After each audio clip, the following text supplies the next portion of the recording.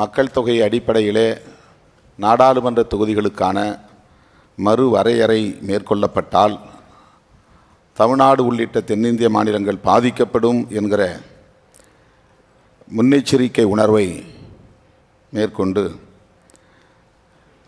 இந்திய அரசின் கவனத்தை ஈர்க்க வேண்டிய பொறுப்புணர்வோடு இந்த கூட்டம் நடைபெறுவது நம்பிக்கையை அளிக்கிறது. 50 மாநிலங்களை கொண்ட ஒரு தேசம் அமெரிக்கா.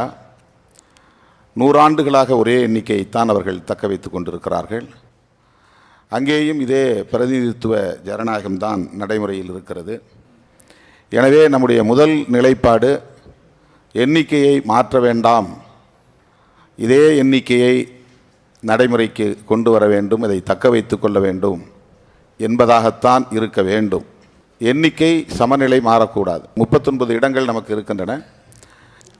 எண்ணிக்கையை மாற்ற வேண்டாம் என்பதில் நாம் உறுதியாக இருப்போம். அதையே தொடர்ந்து வலியுறுத்துவோம். மாண்புமிகு முதல்வர் அவர்கள் தென்னிந்திய மாநிலங்களை ஒருங்கிணைப்பதற்கான ஒரு கூட்டு நடவடிக்கை குழுவை அமைக்க தீர்மானத்தை முன்மொழிந்திருக்கிறார். அதாவது நாடாளுமன்ற உறுப்பினர்களை கொண்ட ஒரு கூட்டு நடவடிக்கை குழு. அது முதற்கட்டமாக தேவையானதாக கருதுகிறேன். எனவே அந்த கூட்டு நடவடிக்கை குழுவையும் விடுதலை சிறுத்தைகள் கட்சி வரவேற்கிறது, ஆதரிக்கிறது.